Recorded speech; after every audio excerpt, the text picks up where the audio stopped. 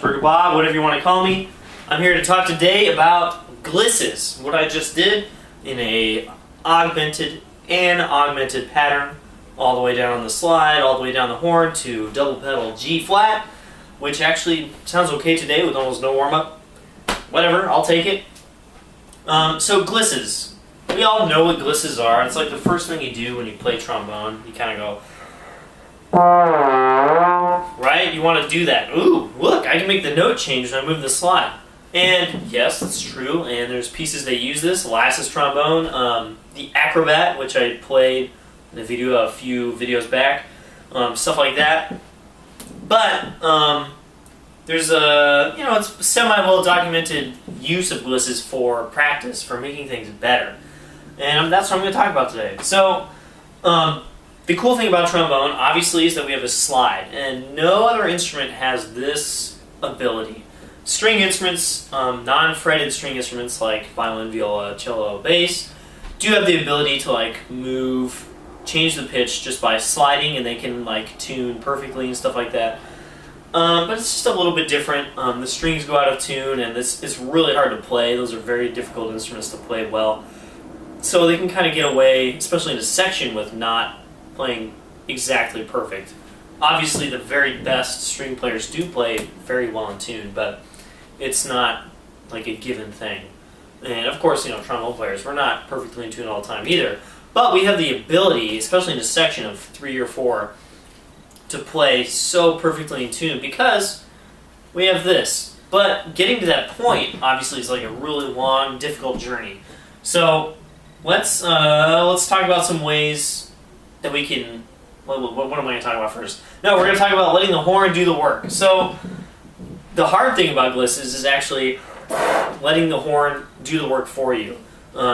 Since we have the slide, we have to let the instrument make the pitch change instead of our face making the pitch change. So instead of doing something like this, you can let the slide do it for you.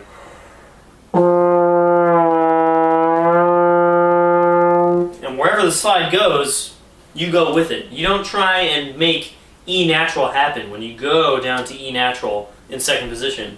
No, you just play, you use nice air, you use a nice open oral cavity, use all that kind of good trombone technique and you just let the E happen.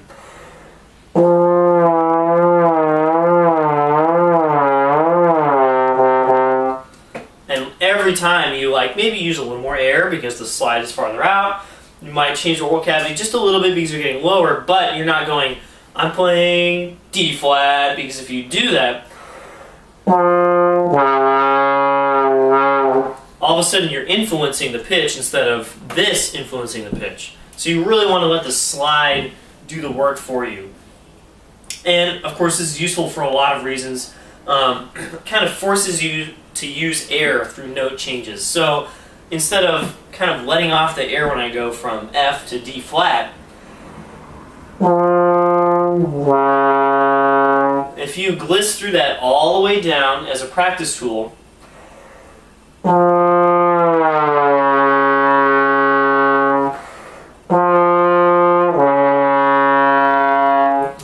some bad slide technique there. If you gliss through that as a practice tool, it kind of forces you to feel that transition from note to note using a ton of air and not letting up on anything as you move, especially down the slide.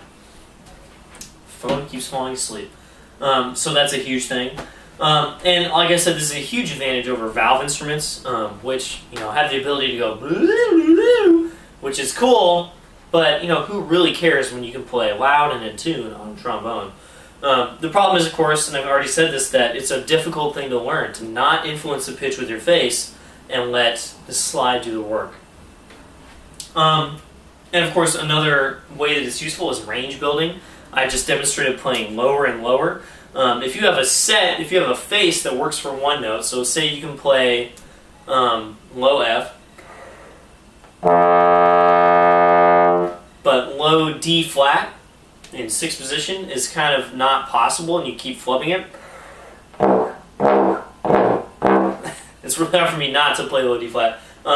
If that really is difficult for you, instead of just trying to play low D flat over and over and over and over again without really getting anywhere, find a really good set for that F.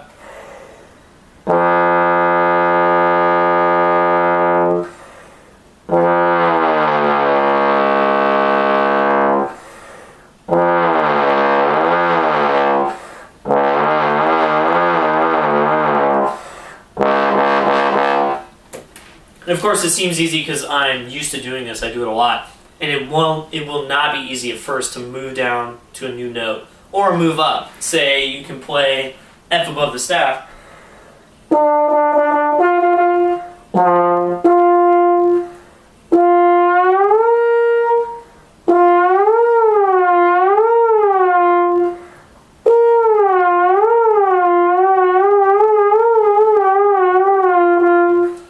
If you can play that F, odds are you can probably play pretty close to high B flat if you go to 6th position and move up from the F. Any one of those situations can work, like even high C, which is even higher than that, of course.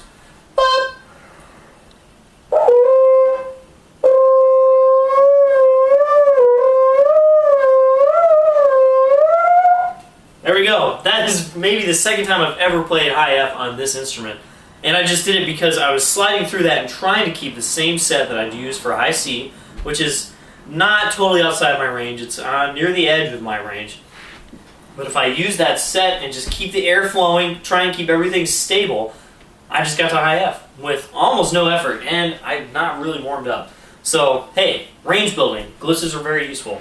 So, past range building, here's some more exercises. Of course, the first one is just simple glisses. Literally just going from F to C back to F.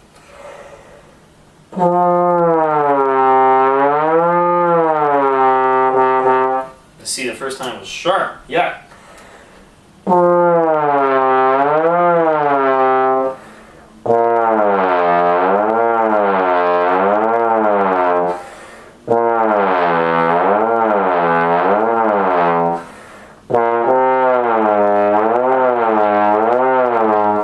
And with those glisses, of course, you can add in valves, you can use different ranges, you can do all sorts of different things.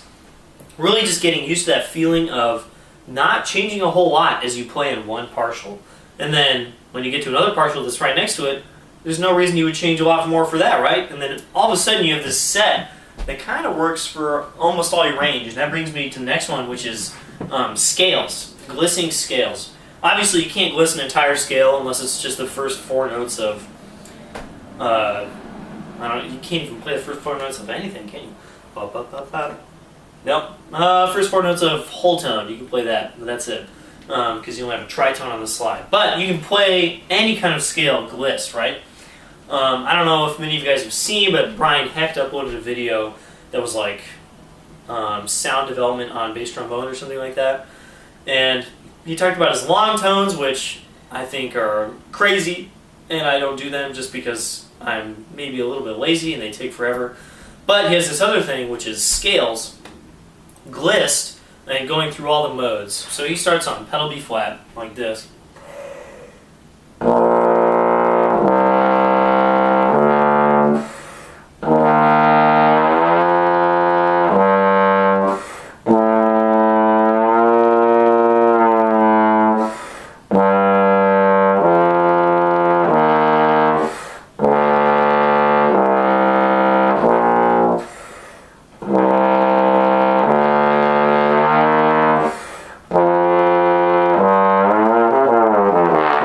Etc. Not getting faster like I just did, but he plays through all the modes of B flat, all the way up to an octave above where he started. And then he starts on low B, and he does all of those modes in B. And then he starts on low C, and does all those modes in C, etc. And he does every key, I think, every day. I'm not sure, I didn't really catch that from the video. Anyway, I played those for the first time, I guess a week ago, and it like totally changed how I play. I was like, wow, because if you back off on the air, if you have bad slide technique, anything during that, it is automatically apparent. In a second. Well, I'm trying to influence the pitch. I'm playing too low on the C, or maybe I'm even playing with B flat set. Oh, didn't use enough air going to C. There's bad slide technique.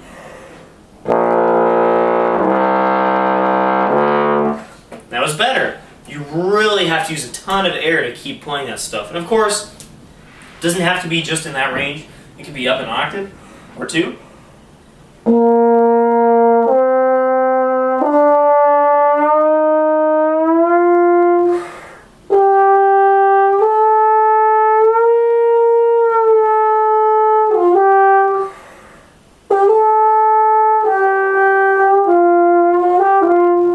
I'm grabbing onto the G, I'm not letting myself go to F.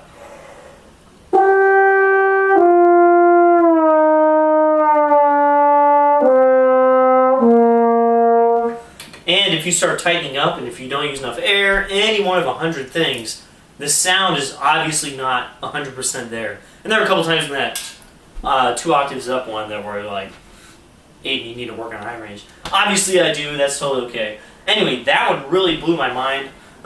If I would do anything on this giant list of stuff I have, it would be that. I'm actually going to warm up with those right after I finish doing this video. Another thing that I've done before is chromatic scales. Obviously I play scales a lot. I have to for class, and chromatic scale was one of those ones that kind of tripped me up for a while because I just had never really practiced it in the past. But playing them with no articulation is pretty awesome.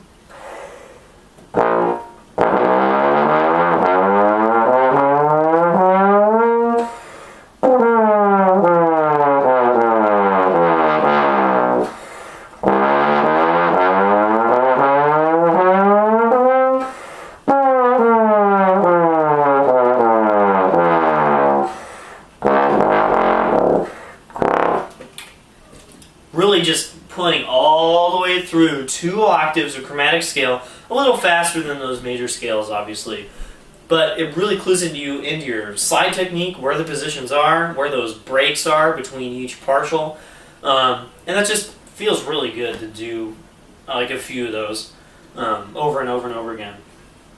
And then lastly, this is the thing you're not supposed to do right, but false tones.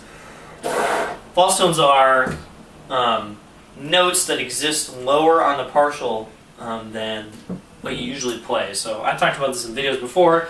Like on the low, or on pedal B flat, you have a pedal B, 1 major 7th below.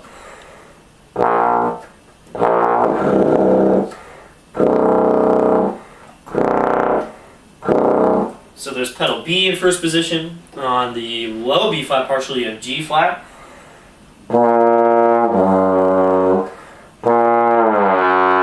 You have G flat in first position. On the F partial, you have E flat in first position.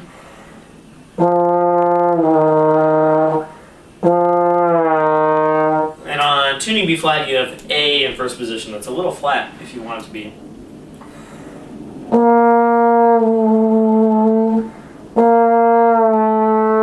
And that one's really hard to play. Anyway, you have these false tones that are just sitting there waiting to be used. And if you play tenor stuff, you can use them.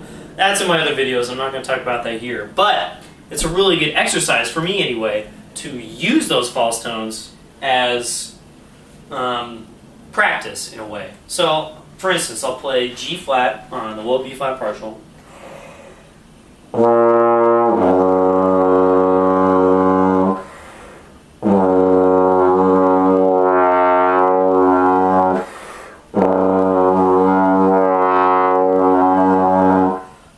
And that's really hard.